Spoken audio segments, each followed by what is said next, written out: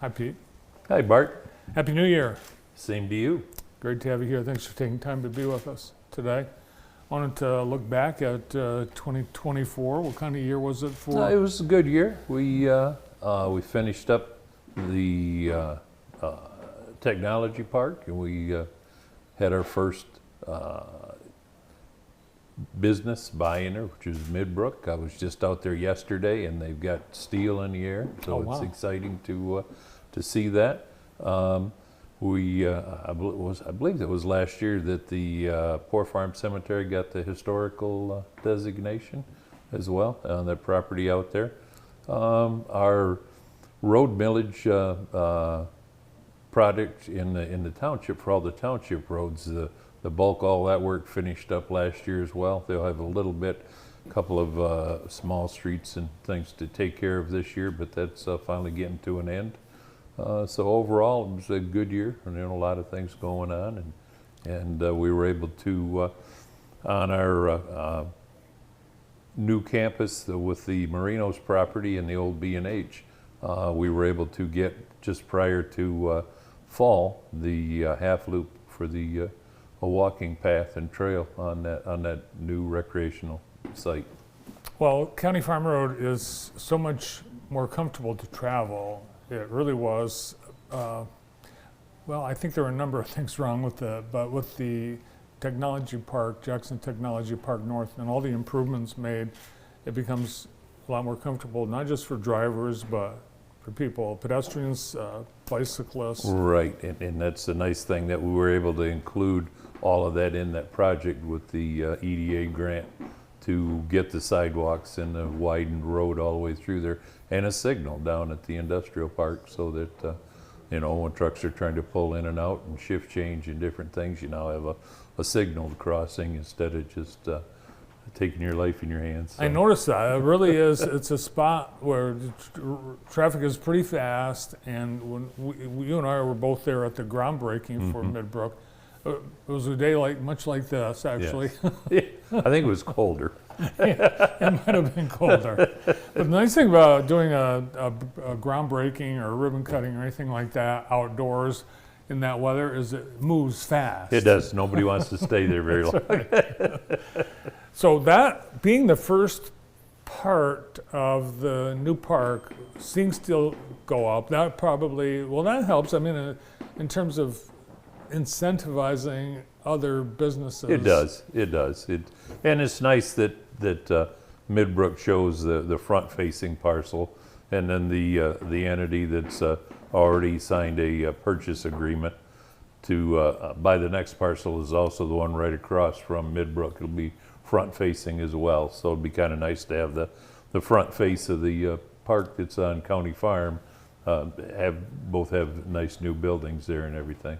Yeah, well, that's where I'd want. I'd want to be on this, and we're not.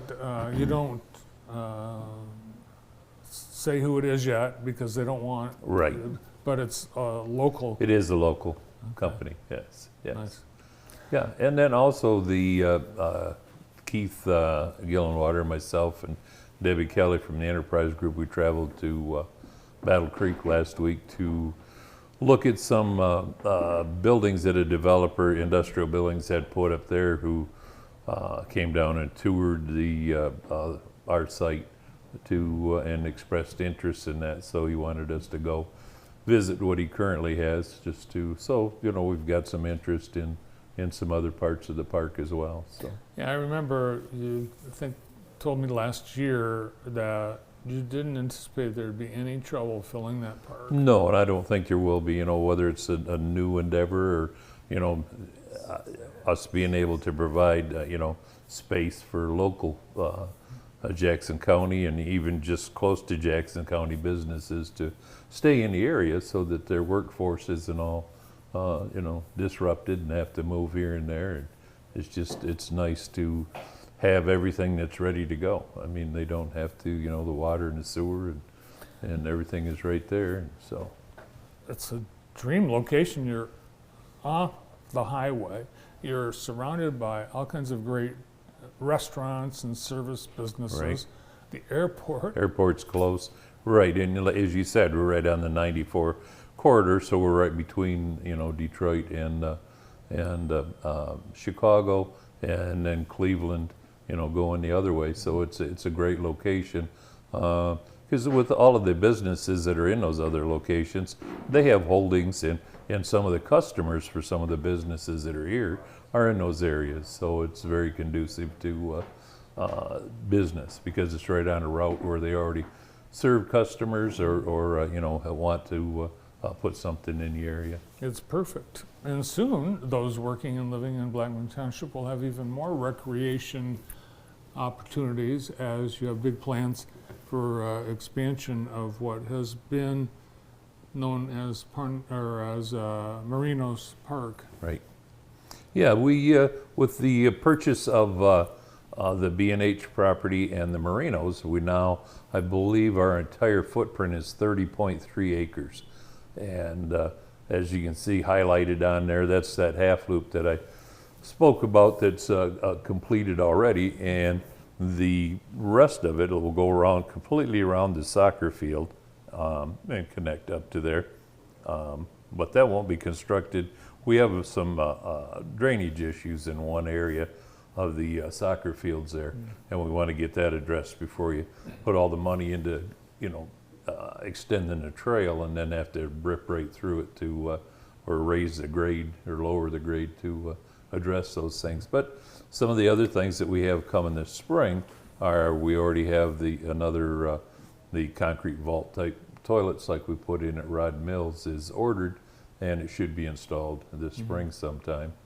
And then they already did preliminary work. There's going to be an additional dog park on the Marinos property, so that, if you're there for the soccer fields or any of the new things that could go in there, there's a place to take your dog and have them take care of their business instead out in the middle of everybody. It's trying to use the rest of the property. So we've had ball fields there. You are hoping to make this pretty much a full-blown recreation destination. Yes, multi-use, and our now that we have an open space like that, it lends itself to where you could have a craft fair or those type of things, art show, all kinds of different things with all of the property that's available now, because the B&H property is just wide open green space. So, there's plenty of parking, and now that we have the trail that goes completely around, you could park over on the Marinos area and walk the trail to get to and from that other area. So it just, it all kind of fits together well. And it'll be a very safe and comfortable place for residents to enjoy, because public safety Correct. is right there. Correct. And the thing is it's open for the most part too. So, you can be seen the whole time that you're using. Oh, we already have people that, there's a lady that walks a dog that's almost as big as she is every day on the trail. And they were out there the other day when it was bitter cold out, and she was walking the trail with the dog. So it's good to see. The long-term vision for the township has been to develop that whole area with the factory that was gone, and Marinos. You've got more space, and that allows expansion for township services besides recreation. It does, and that's one of the things that we were looking at. We actually looked at the old college campus off of the highway there where ALS is now, but that was just too big, and it was bigger than we needed, and we would have still had to put a lot of money into it to make it useful. And the biggest thing, the location, being towards the other side of the township, wasn't conducive to us as well. But that's why it was wonderful when we finally were able to acquire the B&H property and the Marinos, is that way we can stay right there where the water tower is and where we already have infrastructure. Plus, it's kind of centrally located in the township, and it's right off the highway. That's why it works out well. A lot of road agencies and other public agencies, we host meetings downstairs because it's so easy to get to right off the highway and get in and out of that space. So Yeah, it's kind of like the township's main street. it is. you've got some grants and some contributions that are helping support Yes, this. we recently were able to secure a grant from Consumers Energy Foundation of $25,000, and we appreciate that greatly because we completed, once again, we just completed that just before the first of the year, camera project down to Rod Mills Park to help make that safer. Unfortunately, just like all public spaces, you get people that want to vandalize things and do things they shouldn't.